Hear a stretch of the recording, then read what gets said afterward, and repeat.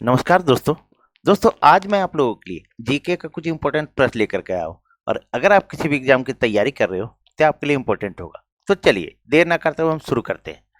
देखिए पहला प्रश्न है आपका, चाकू से काटी जा सकने वाली धातु कौन सी है? इसका सही आंसर हो जाएगा सोडियम। सोडियम ऐसा चीज है, धातु है जिसको चाकू से काटा जा सकता है। अब कुछ इंपॉर्टेंट फैक्ट देख लेते हैं दोस्तों। पहला पॉइंट है, गेलेना किस धातु का अयस्क है? तो ये सीसा का अयस्क है। नेक्स्ट पॉइंट है आपका, क्विक सिल्वर कहा जाता है? तो क्विक सिल्वर पारा को कहा जाता है। अगला पॉइंट है आपका, पारा का प्रमुख अयस्क है? तो पारा का प्रमुख अयस्क सिनेबार है। नेक्स्ट पॉइंट है आपका, सबसे अधिक विद्युत ऋणात्मक तत्व है? तो ये फ्लोरीन है दोस्तों। नेक्स्ट पॉइंट है आपका, सबसे अधिक धनात्मक तत्व? तो ये सीजीएम है दोस्तों। इसका पीडीएफ आप लोग डाउनलोड करना चाहते हैं तो टेलीग्राम ज्वाइन कर लें। चलिए अब आगे बढ़ते हैं और नेक्स्ट प्रश्न की तरफ चलते हैं। अब देखिए दूसरे प्रश्न को दोस्तों। दूसरा प्रश्न है आपका, महात्मा बुद्ध ने सर्वधिक उपदेश कहाँ दिए थे? तो महात्मा बुद्ध ने सर्वधिक उपदेश श्रावस्ती में दिए थे। अब कुछ इंपॉर्टेंट फैक्ट देखते हैं। देखिए पहला पॉइंट आपका, महात्मा बुद्ध का जन्म कहाँ हुआ था? आप लोग सभी कोई जानते होंगे, लुम्बिनी में हुआ था ये। नेक्स्ट पॉइंट है आपका, महात्मा बुद्ध का माता का क्या नाम था? तो माता का नाम महामाया था। नेक्स्ट पॉइंट आपका, महात्मा बुद्ध की पत्नी का नाम क्या था? तो यशोधरा था। माता का नाम महामाया और पत्नी का नाम यशोधरा। नेक्स्ट पॉइंट आपका, महात्मा बुद्ध के महापरिनिर्वाण प्राप्त हुआ था कहाँ पे? तो कुशीनगर में प्राप्त हुआ था दोस्तों। नेक्स्ट पॉइंट है आपका, गृह त्याग की घटना कहलाती है? तो महाभिनिष्क्रमण कहलाता है। नेक्स्ट पॉइंट आपका, प्रथम उपदेश, महात्मा बुद्ध जो प्रथम उपदेश दिए थे उसको क्या कहा जाता है? तो धर्मचक्र प्रवर्तन कहा जाता है। चलिए आगे बढ़ते हैं और नेक्स्ट प्रश्न को देखते हैं। अब देखिए तीसरे नंबर प्रश्न दोस्तों।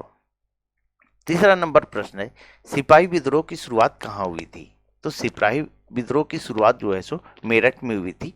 ये 1857 ईस्वी में हुई थी दोस्तों।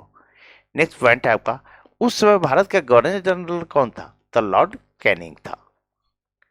नेक्स्ट पॉइंट है आपका, 1857 के विद्रोह के समय ब्रिटेन का प्रधानमंत्री कौन था? तो लॉर्ड पामस्टन था। जो भी प्रश्न लाए दोस्तों सारे के सारे इंपॉर्टेंट है और कहीं ना कहीं एग्जाम में पूछा गया है। चलिए नेक्स्ट पॉइंट को देखते हैं। 1857 ईस्वी के दिल्ली के नेतृत्वकर्ता कौन था?